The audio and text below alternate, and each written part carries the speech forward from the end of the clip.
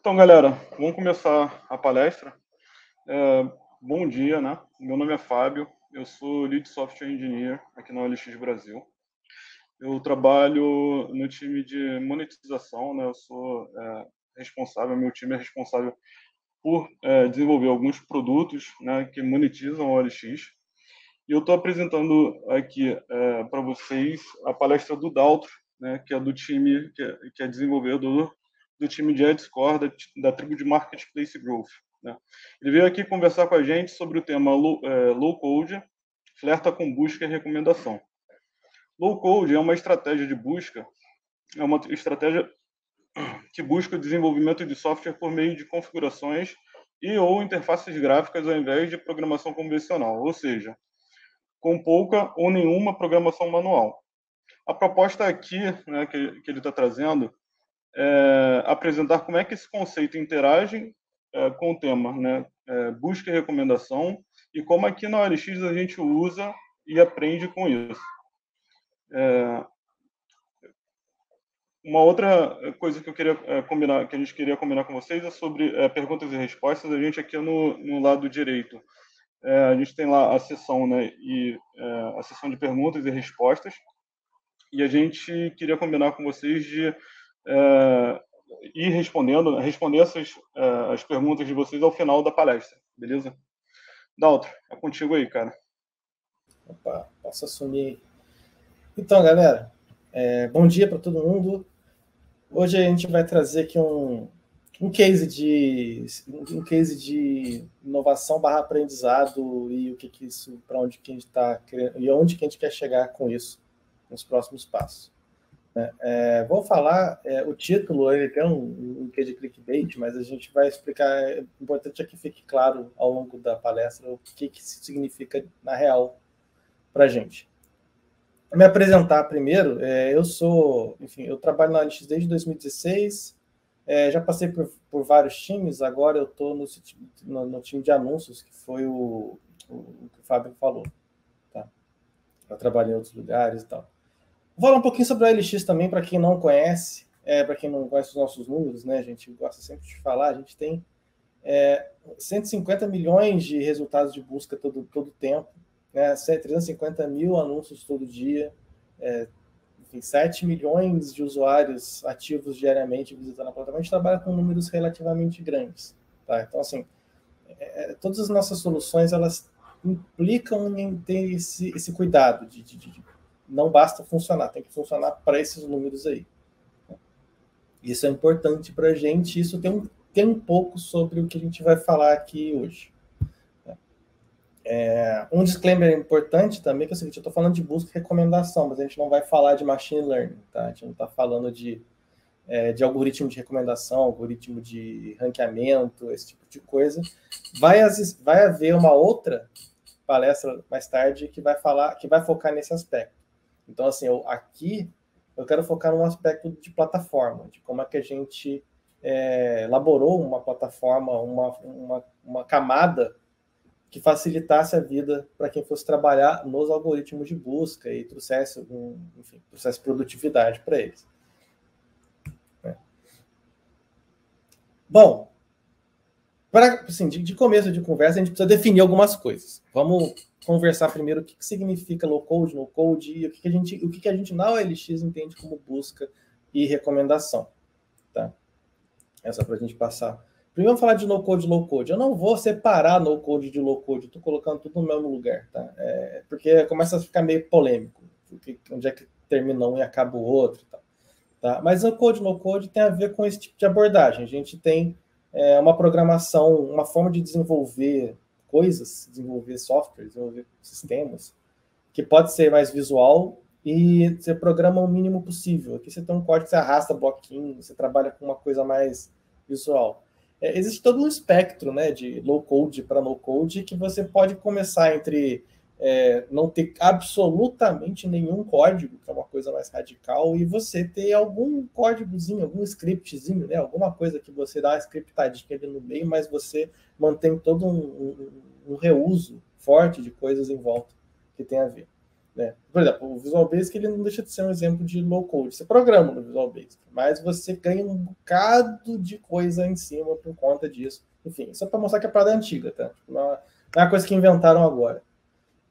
Uma outra coisa que é comum, né, não deixa de ser um low code, são os sistemas de ETL, né? Você arrasta a caixinha, liga uma na outra, e está implícito ali todo um sistema de leitura de dados, transformação de dados, gravação de dados. Né? Aí pode ser que você tenha que fazer um script ou outro aqui no meio para fazer uma coisa ou outra, mas é um low code. Né? Então, assim, um outro exemplo maneiro de low code, no code é desenvolvimento de jogo. Né? Tem jogos que tem uns RPG Maker, umas coisas assim que você programa pouco, muito pouco. Você basicamente monta as coisas, trabalha mais no design e entrega o que você precisa entregar no final sem necessariamente ser PhD em computação gráfica. Né? Tipo, você não precisa desse tipo de conhecimento. Pronto. Então, assim, a gente entende que essa ideia de você low code é um nome bonito para você dar para camadas de abstração eficientes. Né? Quando você consegue ter uma abstração eficiente o suficiente, de tal forma que quem está em cima consegue ter produtividade, consegue fazer experimentação, consegue trabalhar só no que te interessa, né? Tipo, se eu trabalho com busca e recomendação, eu quero focar no algoritmo de machine, eu quero um algoritmo de busca em si, sem precisar ficar gastando muita energia com aspectos de plataforma, de I/O, cara, como que eu garanto que eu estou medindo tudo, que eu tenho que medir as métricas, a engenharia de software, se tem bug, se tem coisa, a loop IL assim, enfim, você conseguir realmente encostar uma complexidade em algum lugar e deixar ela bem encaixotadinha ali. Né? Bom, o que a gente entende por busca no OLX? Né? A busca no OLX tem esse aspecto do estou buscando por, né? Isso é importante, a gente fala em busca, né?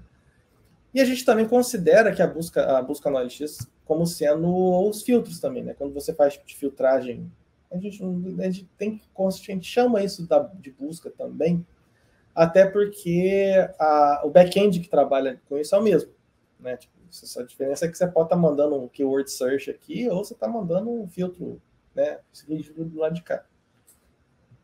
Então, seja lá o que a gente pensa de solução, tem que abraçar isso tudo, né? Não pode ser só a gente não necessariamente separa essas duas coisas.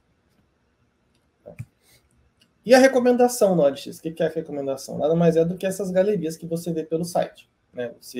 Quando você navega no OLX, você vê apartamento, enfim, coisas que tem a ver com o que você já viu, né? Enfim, coisas que o site está te recomendando, ou coisas que ele está te recomendando em algum contexto. Né? Tipo, estou recomendando você só em uma categoria, só em outra. Tá? Onde é que a recomendação ela se torna uma coisa, assim, tricky, né, para a gente, desafiador? Quando a gente fala da busca, por exemplo, a busca a gente consegue ter um uso de cache muito forte. Né? Você consegue... várias pessoas ao longo do Brasil inteiro podem fazer as mesmas buscas, e isso poder ser reaproveitado de várias formas ao longo de N camadas de cache e tal. Isso é bom, né? Isso é legal, a gente procura tirar o maior proveito disso que a gente puder. Tá? Agora, quando a gente fala de recomendação, a gente já tem que imaginar o seguinte, não tem cache. Todo mundo tem uma experiência individualizada, a tua navegação é só sua. Então, dificilmente você está acessando a recomendação que é o cache de uma recomendação que a outra pessoa viu. A gente fez questão de desenvolver o sistema com essa premissa. Tipo, é bem personalizado para você.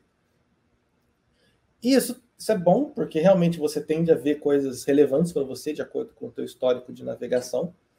Mas, assim, tem esse lado que o nosso back-end vai ter que apanhar um pouquinho mais, né? Apanhar um pouquinho mais forte. E a gente precisa garantir que ele não vai explodir. E, enfim, e esse vale para aplicativo também, né? Isso que é legal que tem aqui o aplicativozinho e tal. Bom, enfim, e aí vocês estão percebendo, por exemplo, então selecionamos para você, que a gente dá uma coisa assim do anúncio, tem essas galerias por categoria. A gente recomenda baseado no que você já viu no site. Você pode nunca ter visto nada no site. Você pode ter aberto a OLX a primeira vez na vida, mas mesmo assim você vai ter recomendações. Mas como assim? Eu não naveguei, né? Como é que eu estou tendo? Então, assim, onde é que eu quero chegar com isso? a gente tem que ter várias estratégias de recomendação. Acaba que o que a gente tem essa a API que gera essas recomendações, ela tem que ser esperta o suficiente para trabalhar ou fazendo só uma busca simples, sem algoritmo de recomendação, ou fazer uma recomendação filtrando só numa categoria, ou fazer uma recomendação sem categoria, ou fazer, enfim. A gente tem que poder abrir um catálogo de experiências de recomendação só no back-end, só na forma como esses dados são gerados. Né? Tendo essa facilidade boa o suficiente, a gente, inclusive, abre o precedente para poder ter teste, né? Teste AB. Vou colocar mais uma ali, fazer split, botar alguma audiência da OLX vendo um conteúdo um pouco tunado para ver se a gente tem melhoria, enfim, a gente consegue viabilizar um bocado de coisa interessante aí, se essa experiência for fácil o suficiente de iterar, né? De poder ser ágil o suficiente nesse sentido, né? Então, assim, esses são os requisitos, em suma, assim, né? Os requisitos da API, né, tem basicamente isso, né? A gente tem que conseguir ter métricas de tudo, resiliência, baixa latência, requisições por minuto, muita gente acessando ao mesmo tempo, essa coisa que a gente vê, né, por aí, que você pode resolver de várias formas, de mercado e tal, mas isso tende a ser uma constante, né? E isso é um aspecto de engenharia de software importante, então a gente sempre tem que estar olhando ali, tiver relações com boas práticas, se relaciona com um monte de coisa. Mas às vezes a gente, quando a gente está desenvolvendo isso aqui, uma das coisas que veio à mente é o seguinte: a gente está crescendo muito, a gente está tendo cada vez mais pessoas trabalhando. Então não basta só escalar em throughput, tem que escalar em muitas estratégias de recomendação e muito reuso, ou seja, escalar na quantidade de pessoas que estão atuando.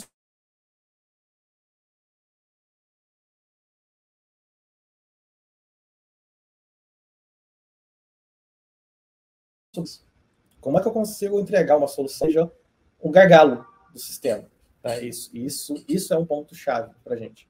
Imagina, você tem uma API que está com tem todas essas atribuições aqui, né, de latência, observabilidade e tal. Isso existe no código, mas requer um conhecimento específico de como isso tudo está estruturado dentro do código.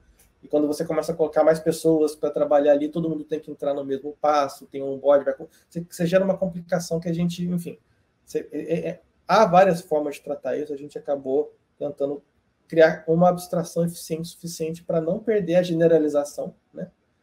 E, ao mesmo tempo, prover essas características. Então, enfim, um desafio, assim, um desafio no final para poder criar uma inovação interna que tivesse esse apelo, né, que conseguisse atender e dar essa produtividade, conseguir conciliar isso tudo. Não é só fazer um negócio. E aí entra uma parada que costuma atender bem isso aí, que são as DSLs. A gente pode pensar numa DSL que seja boa o suficiente para isso. DSLs podem ser polêmicas. A gente pode fazer uma DSL que seja um tiro no pé, pode fazer uma DSL que realmente ajude muito.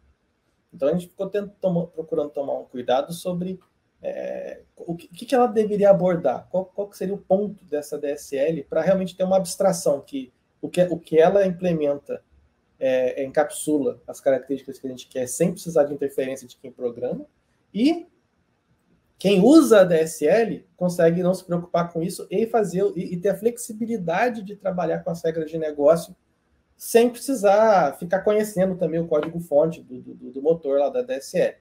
Né? Tipo assim, se esse isolamento for bem feito, a DSL é maneira. Se eu exigir que quem está desenvolvendo a recomendação conheça o código-fonte que implementa a DSL, já é yellow flag. A gente gostaria muito de ter essa separação. Não quer dizer que a gente vai trancar o código que ninguém vai poder ver. Você tem que ver, mas só por curiosidade, não porque você precisa ver. Né? Tipo, isso é diferente. Então a gente começou a falar assim, uma forma de se pensar em DSL que atende isso é inspirado nos famosos planos de execução de bancos relacionais. Né? Tipo, quem trabalha com banco relacional aqui já deve ter visto isso alguma vez. Banco relacional, toda vez que você escreve um SQL, ele transforma o SQL num plano de execução, que é uma árvore, né? Pode ser, geralmente é uma árvore, que o banco cria um algoritmo. Faça isso, depois faça isso, depois faça isso. Cada caixinha dessa, ela é um algoritmo encapsulado. Então, esse algoritmo de loop, algoritmo de materializar, cada algoritmo desse é uma caixinha que tem um input e um output, que é encapsulado, que é altamente reusado. Em várias queries você consegue rearranjar essas caixinhas para conseguir o resultado que você quer no final.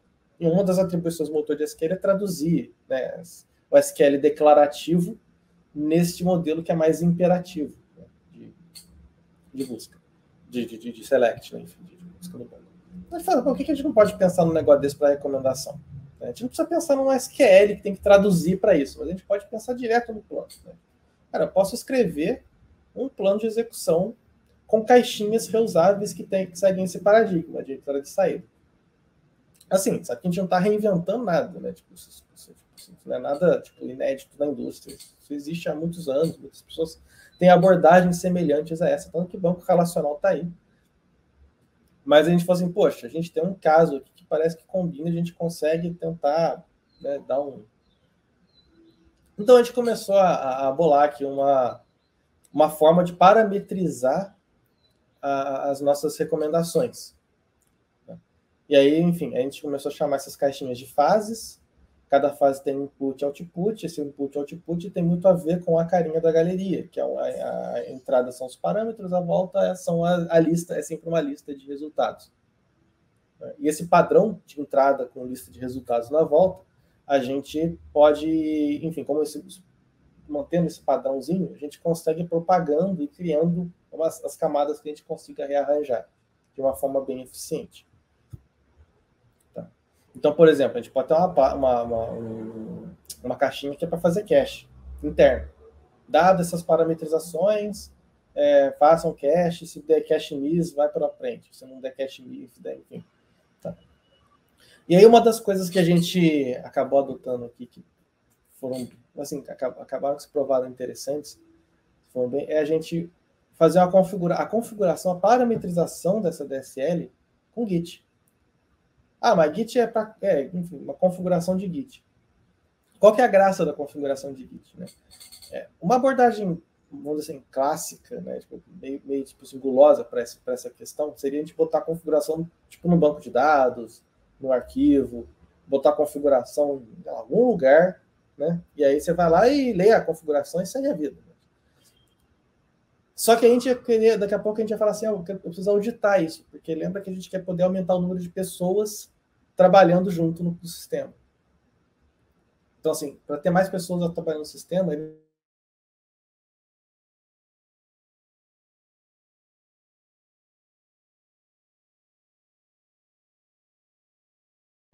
ou a gente precisa saber isso, enfim, a gente precisa ter essa rastreabilidade. Né? E aí o que acaba acontecendo é que esse banco de configuração você acaba tendo que implementar tabelinha de histórico, tabelinha de log, tabelinha de... Você começa a criar uma complicação lá no sistema de configuração, que dá para fazer, dá, mas poxa, o Git já está aí, né? Tipo, vamos tentar usar o Git. Foi no final ele caiu como uma luva para a gente nesse sentido. E aí o sistema, acaba que o sistema que ele faz é um poly no Git. Ele fica lá olhando para o Git. Fala assim, alguém fez commit? Alguém fez commit? Se alguém fez commit, ele já baixa e troca a configuração.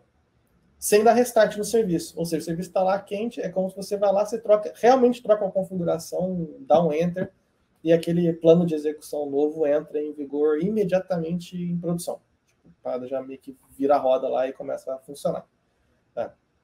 Essa mágica eu posso falar depois como é que a gente faz. A gente usa uns frameworks que ajudam e a gente tem que fazer outra parte também. E algumas coisas no código tiveram que colaborar com isso.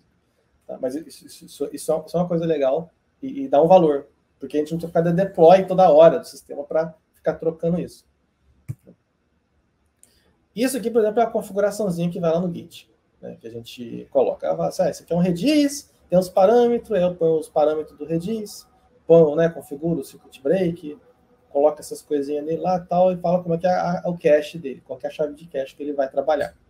E dentro dessa configuração eu falo qual que é a fase interna dele, que aí entra essa chave e entra outra, recursivamente vai montando A princípio, você pode imaginar que você pode virar tipo um Hadouken de código, né? Uma coisa que vai identando e vai embora. Tal. Tá. O que essa sintaxe é? Né? Essa sintaxe ela se chama ROCON. ROCON é uma linguagem, é uma sintaxe de configuração que ele é um superset de JSON. É um JSON mais genérico. Assim, tá? Tudo que você escreve aqui é imediatamente traduzido para JSON internamente. A gente consegue traduzir isso para JSON diretamente. Tá? Não tem features a mais aqui, não tem nada que diferencie isso de JSON na estrutura de dados internas, quando você vai usar. Mas a sintaxe é maneira. A sintaxe simplifica um monte de coisa. Você consegue botar comentário, você consegue botar... Né, não precisa botar aspas em tudo. Enfim, você tem uma série de coisas. Human Optimizer de config. Né? Isso não é justamente para ficar mais legível e mais fácil de trabalhar para pessoas. E uma coisa que a gente acabou entendendo que precisava colocar de alguma forma para que a DSL fizesse desse alguns pontos de flexibilidade importantes que não, enfim, a gente precisava desse tipo de flexibilidade, né? Tipo, preciso poder escolher a chave de cache. A chave de cache pode ser um monte de coisa. Se a gente começar a botar isso, assim, se a gente fosse tentar cercar tudo que a gente pudesse pensar de complexidade na DSL,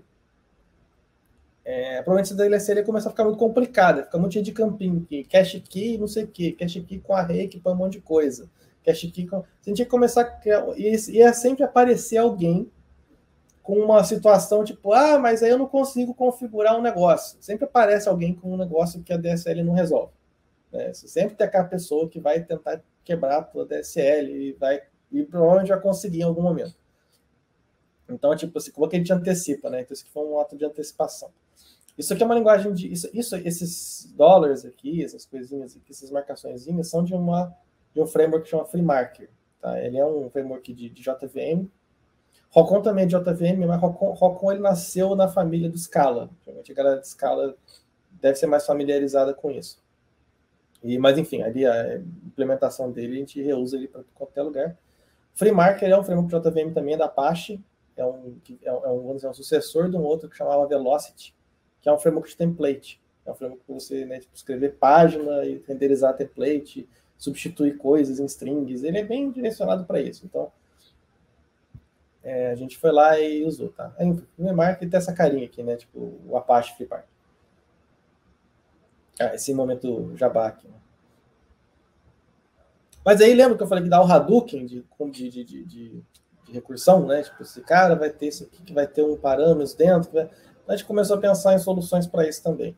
A gente colocou o conceito de alias na DSL. Que esse nome aqui, na verdade, ele pode ser um inherit alias aqui, uma herança de alias. Então, quando eu uso isso aqui, ao invés de usar o tipo Redis, a classe Redis, o que eu estou fazendo é herdando tudo que está aqui, tudo que está nesses parâmetros, e substituindo incluindo esses parâmetros a mais. Então, eu consigo, eu já consigo ter um fator de simplificação aí de configuração. E reuso de conexões, essas coisas, consegue separar algumas coisas assim. Inclusive, eu posso, na hora de fazer referência para a fase de baixo, ponho eles. Então, pronto, eu transformei o Hadouken num goto, né? Tipo, num ponteiro para uma coisa, e assim eu consigo organizar as minhas fases, as minhas caixinhas, numa, assim, uma em cima da outra, vem uma dentro da outra. Né? Eu consigo criar esses ponteirinhos. Isso me dá uma ferramenta de gestão melhor. Tá? Então, a gente, por exemplo, começa a ter essas heranças aqui, né? Tipo, aí esse cara herda, uma outra fase que herda de outro a eles, eu posso, enfim, seguir. E aí a gente começou a implementar as phases, né? Umas caixinhas. Eu vou dar só alguns exemplos de caixinha, né, para ficar mergulhando muito em cada uma. A gente tem a caixinha de fallback.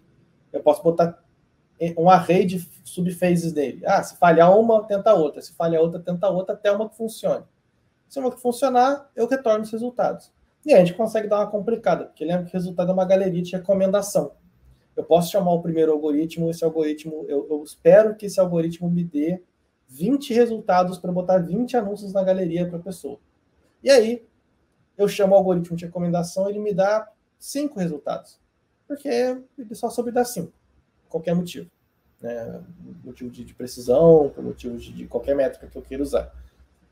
Eu posso, essa caixinha ela pode fazer, então tá, então eu vou pegar os 15 que sobraram da de baixo e conseguir fazer nesse fallback até completar 20. Então, é uma implementação que pode tanto servir para fallback de problema, né, tipo, deu um crash, deu um erro, ou para fallback de completando o resultado até dar o total que eu quero, para eu garantir que eu vou sempre entregar uma galeria completa para o usuário.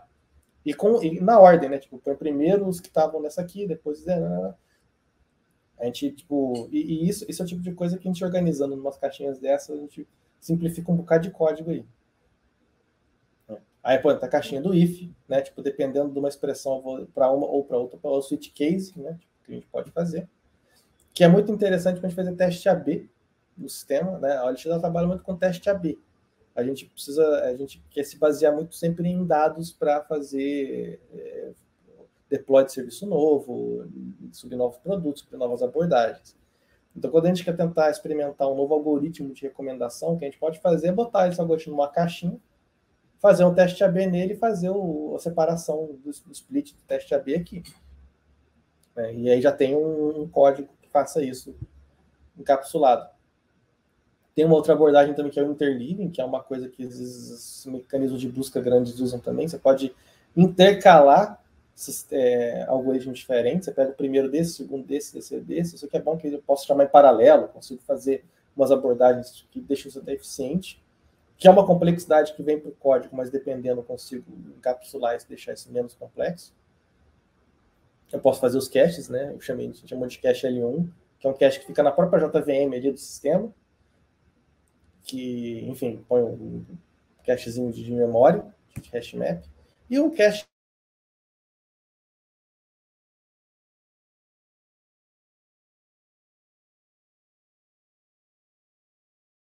por quê? Porque isso aqui é um conjunto eventualmente centralizado é mais eficiente, porque você reaproveita mais. Porém, esse tipo de cachezinho que fica por pod, digamos assim, né, por instância, por container, ele é eficiente também, viu? Pode parecer que não, mas ele dá um monte de hit aí. Tá? Ele não é.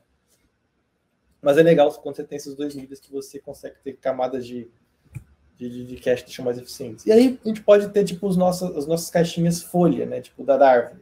Em algum momento essa parada chega no final e fala assim, cara, aqui tu vai direto no Elasticsearch, e aí tem toda a parametrização de qual consulta que eu vou fazer, enfim, coisas que tem que colocar aí. Né? Pode ser um banco relacional, pode ser uma API. Eu posso chegar num ponto, quando você chega aqui, tu chama uma outra API. Né? Ou, tipo, faça você mesmo, né? Tipo, mas nossa, não tem nada aqui. Bom, aí é a parte que você tem que mergulhar no código fonte do motorzinho mesmo. Chegar lá no motor e falar assim, tá, como que eu implemento uma classe de fase, eu coloco uma classe de fase, configuro os parâmetros, configuro o resultado, e aí tem que dar deploy no sistema, enfim, tem que fazer todo o ciclo de engenharia de software em cima do sistema por conta disso. Mas acontece, né? De vez em quando alguém fala, nossa, ó, tem uma sacada aqui que acho que ia ser bom de ter uma caixinha que faça um algoritmo que a gente pode usar ele dentro para compor com os outros. Ótimo, vai lá e isso faz parte do processo, naturalmente. Né? Bom, enfim, eu estou falando de recomendação aqui, né? Isso, assim, as estratégias de recomendação, elas funcionam bem nesse lugar, dá certo. Assim, a gente tem uma experiência boa com isso. A gente conseguiu criar muitas estratégias de galeria, muitas formas de recomendar, fazer campanha de e-mail usando isso, porque você usa a estratégia de recomendação para compor com o negócio, para sobrar com... Enfim, e isso de uma forma produtiva. Tipo assim, chegava a demanda, pô, a gente precisa de uma recomendação tunada para isso. Toma. Então, precisa de uma recomendação. Toma. É só ir lá na configuração, ajustar, mandar. Mas e a busca? Né? A gente falou de recomendação, né?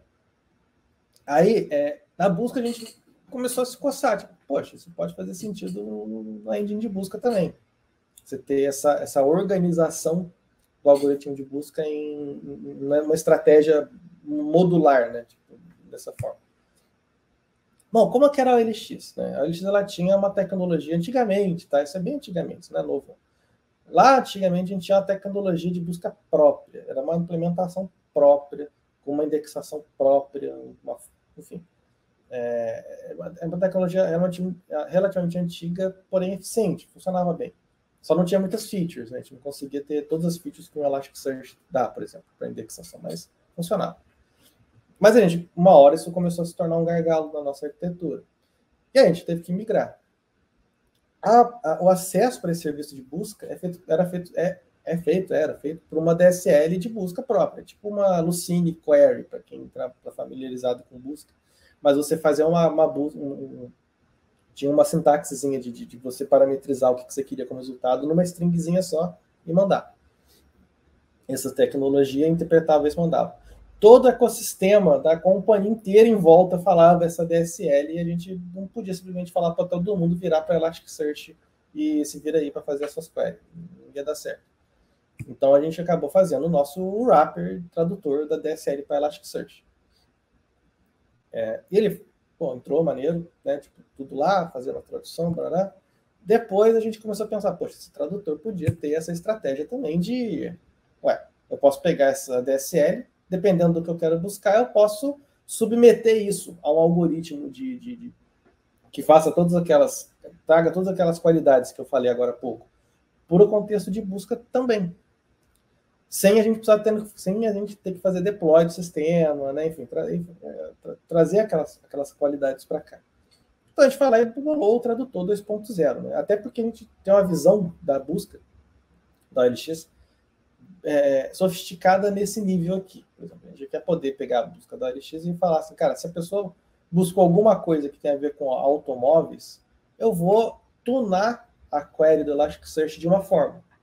Se a pessoa buscou por imóveis, eu posso tunar a query de outra forma, e assim por diante. Eu posso criar várias formas de parametrizar o Elasticsearch na hora de fazer a query, que são formas que o Elasticsearch nem sempre dá isso nativamente, mas a query do Elasticsearch é flexível o suficiente para a gente poder trabalhar com pesos, né, pesos e medidas de busca. Como é que eu vou considerar um campo a mais que outro? Se a pessoa escrever uma coisa que parece com um nome de cidade, eu posso já ir na hora da query do Elasticsearch tunar aquilo para fazer, cara, procura nessa cidade, dar um peso maior para isso. Você consegue manipular essa query de uma forma inteligente, começar a ter uma busca textual que se aproxima mais dos grandes motores de busca do mercado, né, inclusive, né? E aí, inclusive, podendo usar machine learning, podendo aprender com as queries do usuário. Pronto. Aí a gente foi lá, fez isso aqui seria um planinho de execução, um desenho de plano de execução um pouco mais completo, né? A gente tem cache, um teste AB, dependendo eu trato os parâmetros de tração mais no outro, dependendo eu vou no banco, dependendo de como eu for pelo Elasticsearch. Se isso aqui crashar por algum motivo, der algum defeito, a gente tem que facilitar a experimentação e criar um ambiente seguro. Então, se isso aqui crasha, né? Tipo, eu fiz um deploy, botei um negócio aqui, esse caixinha aqui começou a dar problema. Quando ela dá problema, o usuário final não vai tomar um erro. O usuário final não vai tomar, se você não conseguir achar... O sistema vai automaticamente fazer um fallback, fazer uma queryzinha padrão e entregar um resultado para o usuário. Tipo assim, isso também é bom para a gente implementar essa segurança na nossa stack. E é uma segurança tipo, que está automatizada.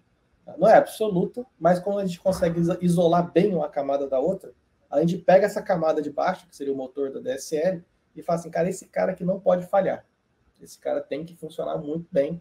Se a pessoa falhar na configuração, eu tenho que dar o cambalacho que for aqui para fazer com que funcione. Tipo, não falhe miseravelmente para o usuário final. Tá? Isso é uma das qualidades também de ter esse tipo de separação. E aí, só que assim, a gente está falando de busca, né? A gente está falando de busca, de provavelmente machine learning.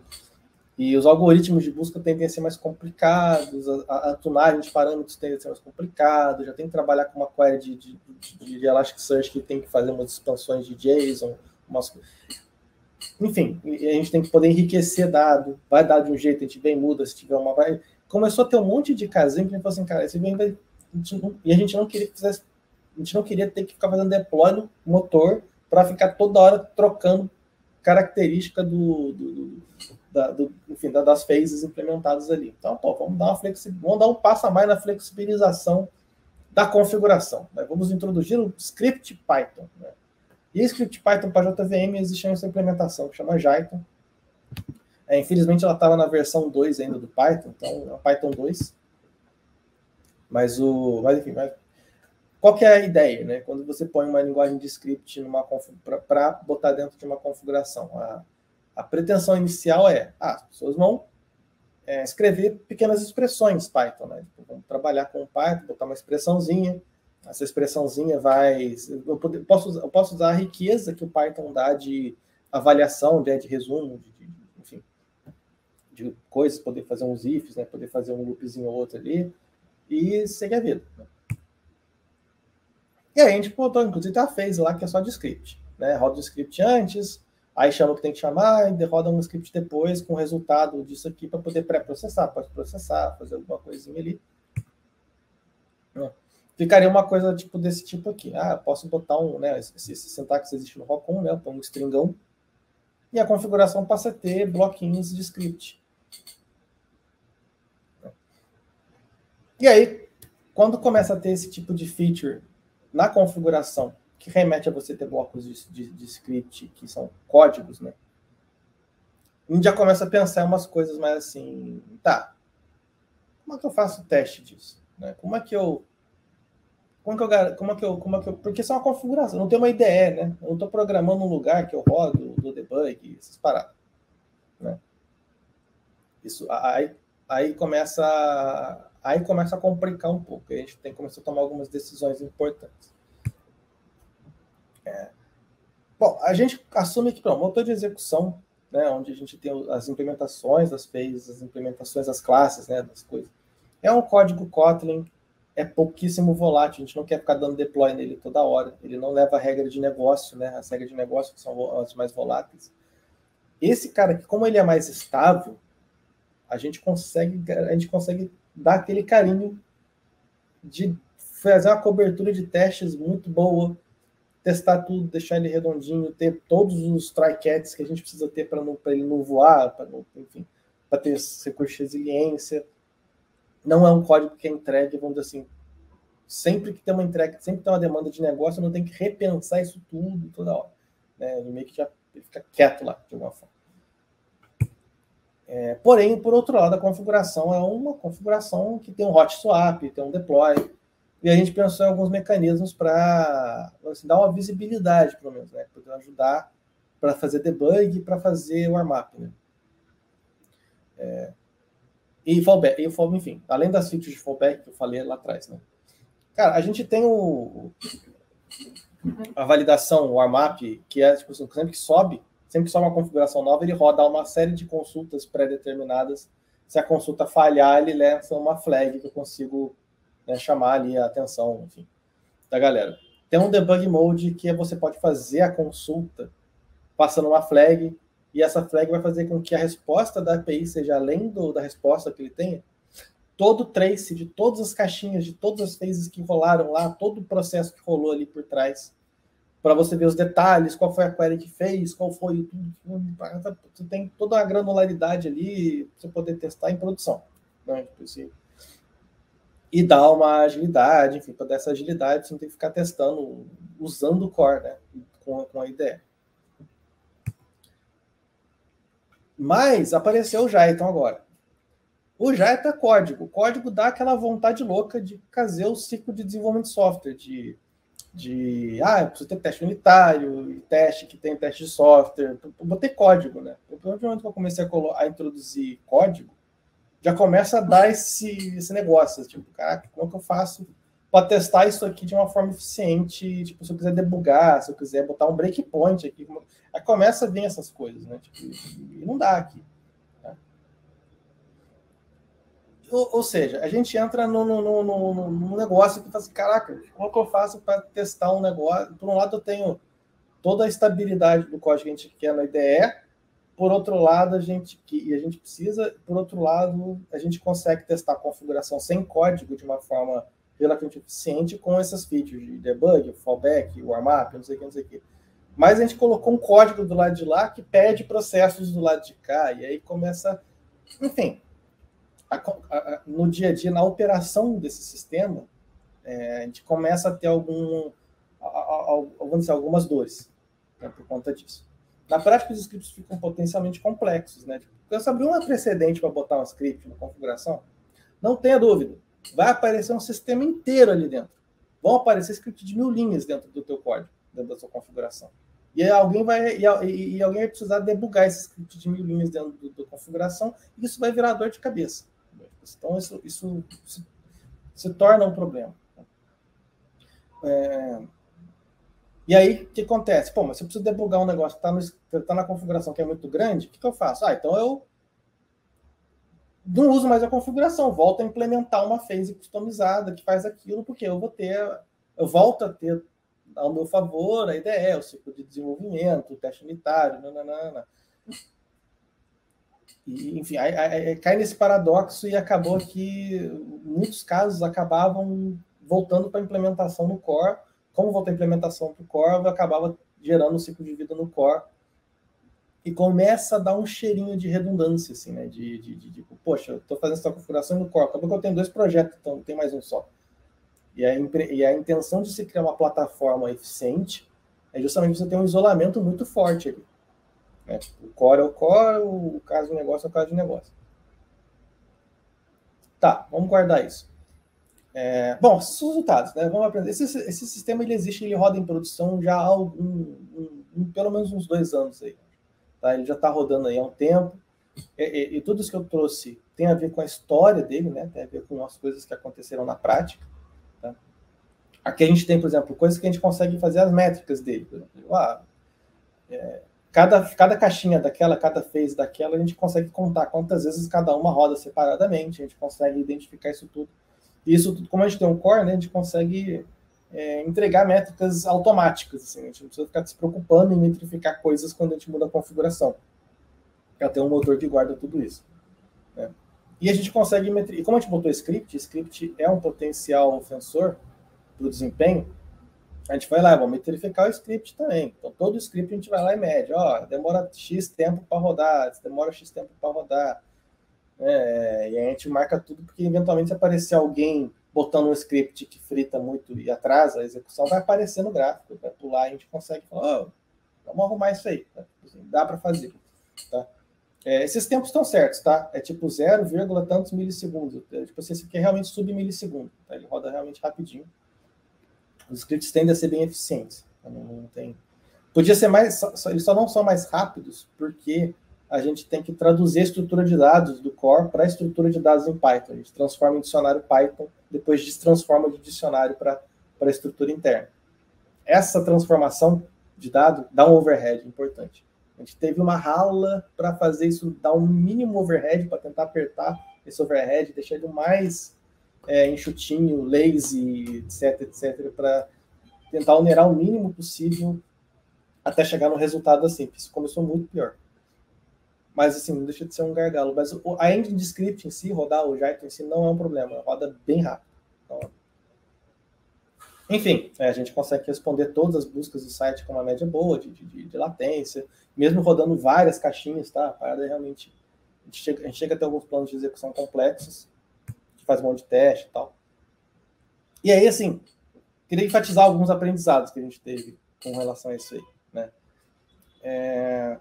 Muita cautela para introduzir recurso de script. Né? Quando a gente tem um script, é legal pensar que a gente pode botar scripting na nossa plataforma. Botar uma plataforma maneira, vou botar uma feature que a pessoa pode botar um código dentro de um lugar e scriptar um negócio e tal. Cuidado, entendeu? Você tem que garanta que aquele espaço que você está entregando na sua plataforma para scriptar alguma coisa, não abra o precedente para alguém ir lá e botar um sistema inteiro dentro daquele campo de script. Você tem que ter ou oferecer uma contrapartida, ou introduzir algum tipo de limitação, porque a gente sabe, né? Tu abriu a brecha, o maluco vai explorar isso até o fim. Vai virar feature, né? Vai virar um negócio.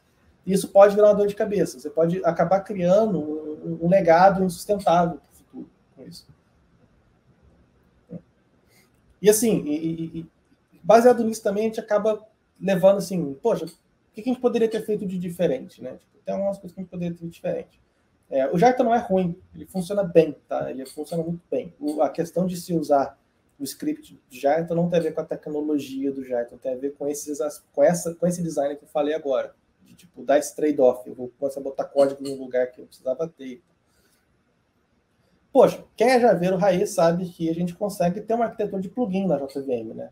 Nada impede que eu pudesse ter uma phase de plugin, que eu pudesse fazer um download a quente de um jar, esse jar ter, enfim, ter um código que eu rode ali e tal, e isso poder ter esse precedente de ter um SDK que roda coisas, que, enfim, que eu posso testar na minha IDE, aquele ciclo de desenvolvimento, todo aquele ciclo de desenvolvimento de software, né, aquele ciclo de vida, que está relacionado a uma feature que estaria em um script, mas eu também não quero colocar no meu core de processamento da DSL, eu posso colocar num jarzinho que eu posso fazer deploy a quente por fora da DSL.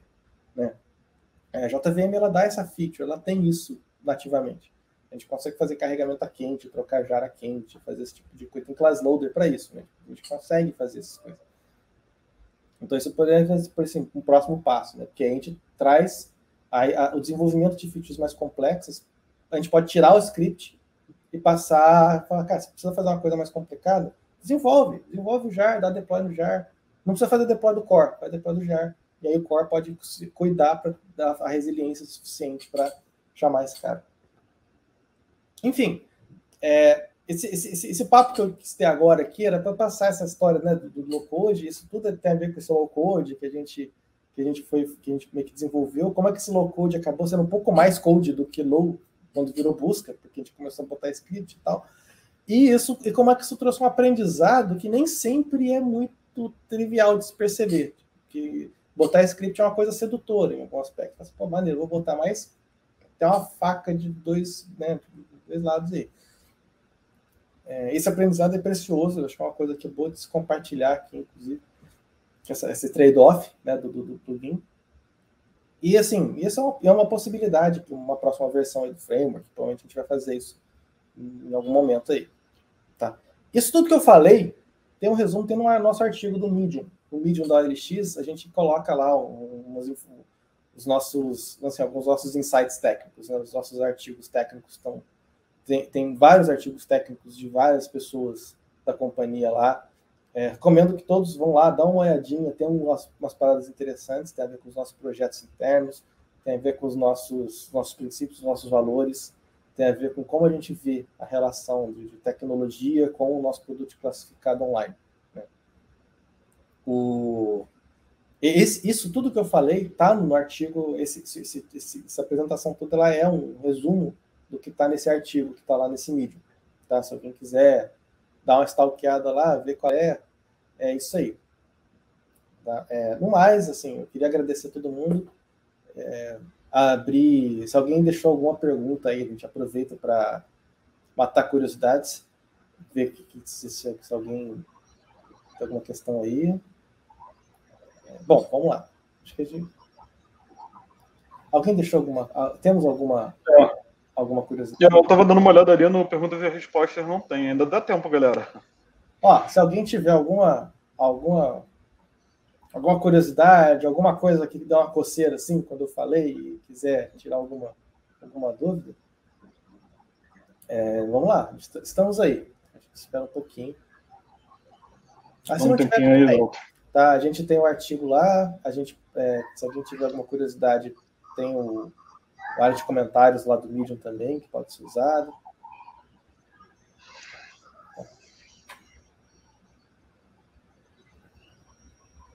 Bom, até agora nada. Galera. Acho que então é isso, né, Dalton? Não, show, cara. Galera, muito obrigado. Muito obrigado galera aí que tá vendo. Espero que tenham gostado. Espero que estejam saindo daqui com um pensamento um pouco diferente do que entraram sobre esses aspectos que eu falei aqui. Então, se isso aconteceu, eu já vou ficar feliz. Vou transmitir uma mensagem valiosa. Tá? E no mais, a gente está aí na área. Tá? Estou aí no LinkedIn, estamos aí na OLX, estamos aguardando vocês. Temos muitas vagas. Tá? Quem tiver interesse em trabalhar e quiser ter autonomia para atuar em sistemas desse tipo e poder ter acesso a tantas inovações de mercado quanto a inovar internamente, a gente é super de braços abertos. Tá? Então, vocês com certeza vão gostar muito de trabalhar com a gente. Bom, no mais é isso, galera. Obrigado mesmo.